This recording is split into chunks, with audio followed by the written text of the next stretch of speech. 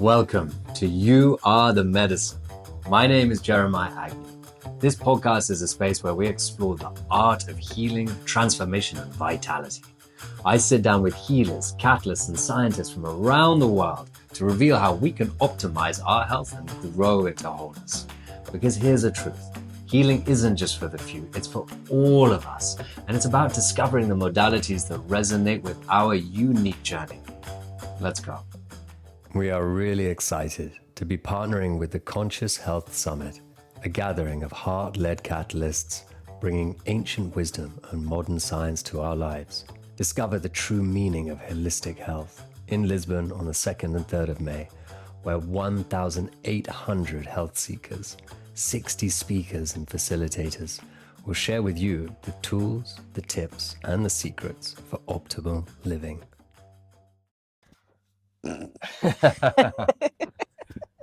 Okay. So I'm sat here with my friend Elisabete Fernandes. Elisabeth has been one of my dear friends for a long time, for many years. She was one of the reasons I moved to Azletao. I've referred many people to her, and she's also my Reiki Master. And she has a wonderful home here, which is her space where people come to receive many different treatments that she offers. And I'm really happy to be talking to her and sharing Elisabeth with all of you. So tell me first a little bit about the type of offerings that you have. Well, first of all, hi to you all. And I have many different offers. My goal is to help people to find harmony in their lives. So the thing that's more special for me, of all the work that I do, it's doing the soul reading, as you told me to call it, because it's an aura reading, but we talk to the soul so that we can find what's messing our lives and blocking our lives. And during a soul reading, you can find all this information about how you can do better, how you can improve, how you can reach your goals, and all this information that you already know that's inside of you, but you don't listen. So during a soul reading, you will have this person that doesn't know you at all telling you things that you already knew in some cases. And also we are going to clean it and to remove it and to unblock wherever we can, so that you feel lighter, so that you feel without this weight on your back. And this is the more special therapy that I practice. But then also I have Reiki, I have quantum radionic table, which helps to remove and clean our energies, and all these other therapies, past lives therapies, meditation, constellations, family constellations. So the main thing is to help people to find to feel better about their lives, to understand what's happening, where it's coming from, and what can I do to make it better. And that's it. It's so much, and you touch so many people's lives, and you're so generous and kind and giving with your energy and what you channel as well. My experience for the soul readings has been phenomenal, because it was the first time I'd ever been in communion with my soul speaking through you to me. And when you repeated back to me what my soul was telling you, I was like, this is so for me. It can't be for anybody else. I had such an incredibly beautiful sense of coming home and feeling seen and accepted in a way that I've never felt before. As I play with this, it's like I'm only a parrot that repeats what your soul wants to tell you. So the thing here is doing the connection, doing the voice that I put out loud, what your own body, your own soul wants to tell you. And this is special, and it helps a lot, because most of the time we know that we are not doing well, that we have a problem or something that's wrong with us, and we don't know what to do or where to go or how to fix it. And when you are able to talk to your own spirit, your own soul, it helps a lot, at least to know the way. It's not an immediate solving problem, but it's knowing the way. What should I do? Where should I go? This is the way. Yeah. And in your practice with Reiki, how easy is it for people to be able to learn Reiki and unlock the healer within them? Everybody can. It's a question that often they ask me. Can I do Reiki? Am I able to do it? Everybody can. Yes, everybody can do it because we all, I like to explain it in a very natural way. It's like everybody has a body, everybody has a heart, lungs, all of that. And everybody has chakras. So it's like it's like having your own radio, and you can listen to the music. So you only have to learn to on and off your radio, because the energy, it's here in the air, and you can learn to catch it with your own radio. It's how you listen to music. So the thing about Reiki, it's learning to use your own radio, because you already have it on you. Sometimes it's connected crazy and you don't know how to handle it, and sometimes you don't know how to use it, but it's there. So, and when they ask me, but can I learn Reiki? It's like, imagine a class of 20 future doctors in university, in college, and they want to be doctors, to learn medicine. And everybody can, because you can go to the university and choose whatever you want. Of course, in this class, some people will be great doctors and learn a lot, and some it will be harder and they will give up. But you can, because it's possible to go to the university and learn how to be a doctor. So Reiki is the same. You can, of course, you will find people that it's easier and it's so like flowing, and some people it's harder, but everybody is able, because we all have a body. Otherwise we wouldn't be here. So you can channel the energy and heal. And the thing about Reiki is that you have many levels. So the first level of Reiki, you learn how to fix you, how to take care of your chakras, how to, if you have a problem in your body, talking to your body, understanding what's happening with me, what's the meaning of that. And the first level, it's about that. It's taking care of you. I call it the awakening, because it's the first time in life that you start listening to everything that's happening here. So I'm not able to talk. What's wrong? Okay, it's this chakra. What's the meaning? And you learn how to do something about it, not only complaining. Okay, do something about it to yourself. And then if you want to do more, yes, you have the other levels. You have the second level of Reiki, where you learn how to do Reiki to other people, to animals, to the houses, to the world, to whoever you want, and in presence or without the person here. You can also do that, because we can help. We can, since energy doesn't have a space, energy doesn't have a room, you can connect to everybody in the world. You can connect to somebody in Canada, in the US, and do Reiki, because it will work. It's like the radio connection. You can catch the music that's playing there with a good radio. So yes, it's possible to do it. Wow. My experience for Reiki level 1 certainly helped open up my ability to access my chakras, to have those parts of myself commune, talk to each other, and to be able to begin to find ways to heal myself as well. So it's been incredibly powerful. The other part of your work that I've been such a big fan of, and also a fan of many other practitioners who study constellation work, family constellations.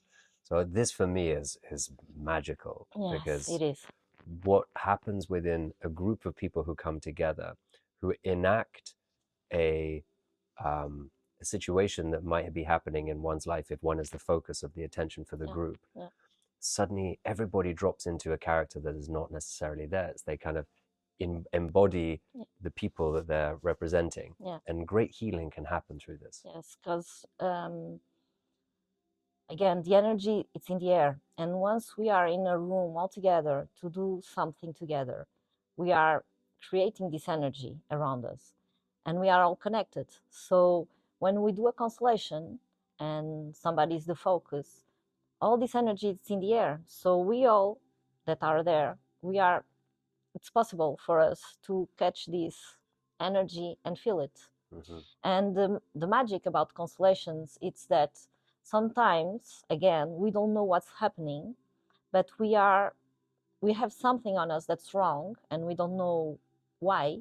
And suddenly you go and you see that it's related to your family, to your parents, to how they raised you, the picture that you have in your heart about your father and your mother.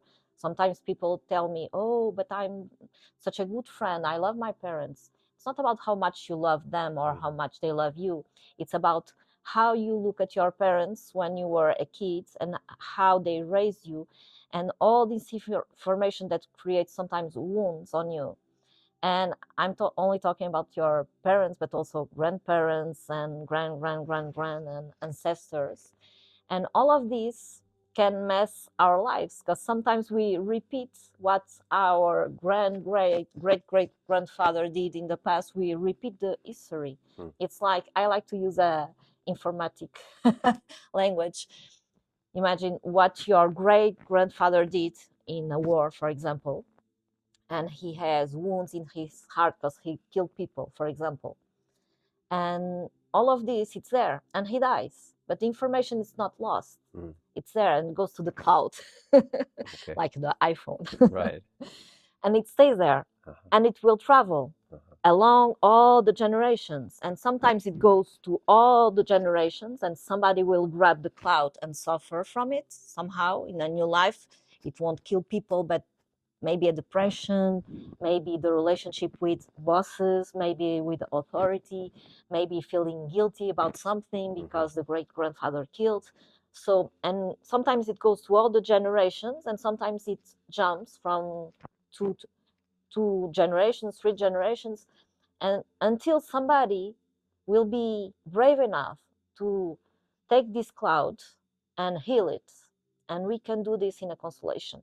Sometimes we don't know that we have this blind loyalty to the great grandfather. We don't know it. But then suddenly you do a constellation.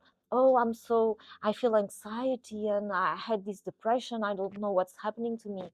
I want to know what's causing this. Why? Because I don't understand it. Okay, let's take a look. And suddenly in a constellation it comes out, because the magic happens with all these people representing the roles without knowing you. And it comes, and the information comes, and you see that, whoa, it came from my great grandfather, and I was being loyal. And during the constellation, the magic about it, it's that you can heal it using healing words, affirmations, that you will cut. In this case, it's only an example. You will cut the cord that connects you to the loyalty to your great grandfather and feel free and belonging in love. Okay, great grandfather, I see you and I see what you did. But now it's the moment to live my life free. So I free you and I free me from this experience. Thank you, great grandfather. If it wasn't you, I wouldn't be here. So thank you very much for giving life to this family, and now I move on. And this magic happens, and you may think, oh, but it's only that. Yes, it's only that, but it will work, because suddenly the life of the person changes a lot, because suddenly you are free from the problem that you carried years and years and years without knowing it. So in a constellation, you can have your theme, a simple theme like my relationship with my father, with my mother, with my son, with my husband. Illness, you can take a look, why am I so sick? Why do I have cancer or diabetes or whatever? And in most of the cases, you can take a look at it and gain the information of, okay, now I understand, and now I'm ready to let go. And we can do all of that in a constellation. That's why I call it, it's not magic, but the magic happens. Magic happens. Yeah. And it's wonderful to experience how we can heal in groups of people, because the energy is almost amplified where there's more intention and awareness that's brought to the process. Yes, and again, it's a beautiful thing that happens. It's that when we reunite a group, everybody that's there, we are all connected. So it's amazing how when somebody chooses us to represent this role with of intuition, the mother or the father or something, whoever, or even without knowing who, but please, Jeremy, can you play this role for me? And you accept it. If I chose you with my intuition, it's because you have something on you that's the same, that you did the same, your father did the same, someone in your inherited family. trauma that I experienced. So my healing becomes your healing, your healing becomes mine. Yeah, and only by representing the role, you are also healing your family system. And this is amazing. And everybody in the group, even the people that won't be chosen to represent, because it happens, only by being there, they are giving the energy to the group, and they are receiving the healing also. Because even if we don't know it, or things that happened that we don't know that happened, and they are not messing with us, but maybe they are messing with a cousin, or maybe they are messing with our future grandsons. And by being there, we are already cleaning the room, cleaning the energy, so that everybody will receive goodness from it. Everybody will heal from it. So it's amazing. And the great thing about constellation, it's also that if you are not able to do it in a group, you can do it individual with toys, with stones, with that objects. represent the different characters. And it works as well. It's amazing how only by looking at the problem and using these healing words, how you can solve so many things and feel so much better, and life goes on.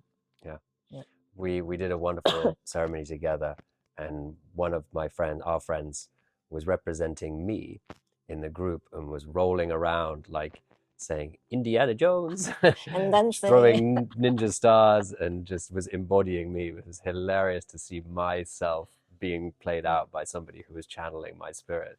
And one thing about the constellations that I find amazing, it's that sometimes we don't have a clue of the real us.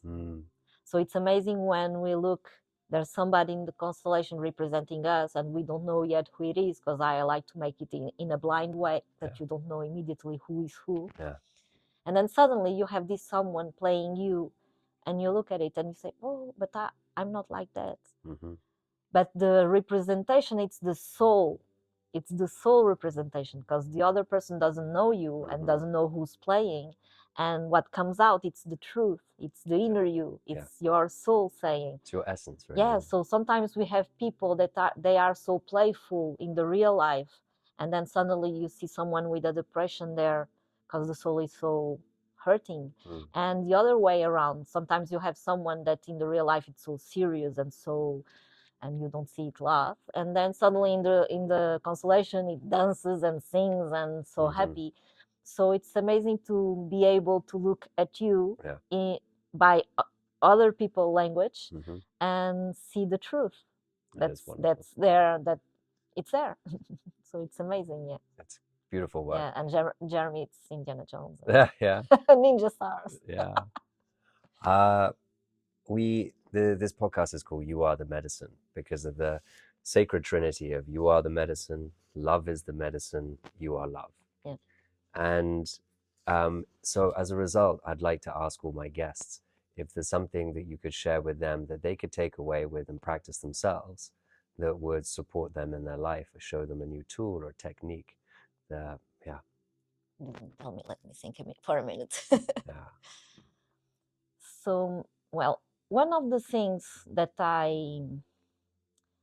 like my law, it's like a way of being in life. This is not an exercise, it's only a way of being in our life. It's important that every day that we do, that what I do, it's exactly the same as what I think in my mind, and the same as what I feel in my heart, and exactly the same as what I speak. So if it's all this is aligned, the action, what I do with what I think, with what I feel and what I say, if all of this is aligned, you will feel great every time. You won't have regrets. You won't feel like, oh, maybe I should have said this, maybe I should have done that. Because if you do what you think, what you want to do, sometimes maybe I should hug my father, or maybe I should tell this friend that, or maybe I was so bad with this person. It's because you are not in harmony with who you are. So if you always in your life be conscious and do as you feel, not playing games. You want to hug the person and you are there holding yourself, or you want to say your mother that you love her because you don't know when you are going to see her again, and you don't, because maybe it's the wrong time, maybe she won't understand. And no, if it's what I feel, I say it. If I think it, let's do it. And if you have this law in your body, you will sleep fine every day in your Yeah. in your nighttime. You won't have these thoughts of, why is she angry with me? Did I do well in this situation? This won't happen, because you will feel always like, no, I did what I was supposed to. This is a beautiful lesson, and it's been a lesson that you've taught me and that I take with me. And I feel that it's when we talk a lot about integrity and authenticity, and many people try to understand what that might mean. And I think this philosophy, this rule, this law is probably the best way to explain that, how we live in integrity with ourselves, how we don't betray ourselves because we are acting from a place where we are honoring what we say, what we think, what we do, what we feel. And when we act from those places, that is authenticity. That is us being in communion with ourselves. So I'm really appreciative of that advice. Thank you. And the last question is, if there's somebody in the world, alive or dead, that you want to bring thanks and gratitude for, who would you like to send that out? Well, hard questions. I didn't think about it. Well, in this life, I thank my ancestors. I thank my great-grandfathers, great-grandmothers, my parents especially. Is there anybody specific? No. No? Okay. Everybody. All of them? All of them. All of them. Because if it wasn't them, I wouldn't be me. And if I wasn't me, I wouldn't do what I do. And I love what I do. So, of course, a special thank you to my son. It's my special someone, my special, I don't like to use the word partner, because he's my son, he's not my partner. But it's the energy that fuels my let's say my rage to move on in life. He's the one that shows me, because there's a question that I often ask people: who's the person in the world that you love the most? And people will answer, oh, my son, my grandson, my mother. And my answer to that, it's me. So the person in the world that I love the most, it's me. And by doing this, if I love me, I will feel fine with me. And if I'm fine, if I'm happy, my son will gain with this. My son will be happy, because a happy mother brings prosperity to our lives. If I have a sad mother or a mother with a depression, it's harder for me to get prosperity in life. So the best thing that I can give my son is being happy by loving me. So like there's this singer Snoop Dogg. When he received a star in Hollywood, and he was asked to thank, he said, I thank me, and I thank me, and again I thank me, because if it wasn't me. I saw that interview. I loved it. Yeah. So it's this. I thank all my ancestors, because thanks to them and what they brought to my family, the family that I choose in this life, I wouldn't be like I am. And this is all thanks to all the bad things, all the good things that they have done. It brought me here and even all the bad things that happened to me brought me here, because the experience brought me here to this moment where I am doing what I love to do, and I feel in harmony with my, let's say, mission, with what I was supposed to do. So I thank me too. I love that. And I thank you for this moment. So for sure, Jeremy, I take this opportunity to the world to thank you, because you are the one, like you are the relationship public master. And you showed me to the world. If it wasn't you, I wouldn't meet all these wonderful people that you bring me here. And I'm so thankful and grateful for you to give me the opportunity to bring my work, my experience to all these corners of the world, from all the people that you bring here, or even if they are abroad, that you tell them about me in such a way that they want to meet me. So thank you, Jeremy, for showing me to the world as you do. Well, if you weren't so special, it wouldn't be worth showing people, right? Yeah. So yeah, no, thank you so much. And you've taught me a great deal, and you're a dear friend, and I'm so honored to know you, and happy to share you with everybody else. Yeah, thank you very much. Great. Thank you. Thank you for listening. Ciao. You, yes, you are the medicine. Every insight, every shift, every step you take towards wholeness ripples out into the world. We're all healers and we're all healing. And together, we're remembering what it means to truly thrive. If this conversation moved you, if it sparked something inside, subscribe, share it with someone who needs it, and let's grow this circle of healing together. Because healing isn't just personal, it's collective. And the more we rise, the more the world rises with us. I'll see you next time. Keep listening, keep exploring, and keep being a medicine. Thank you.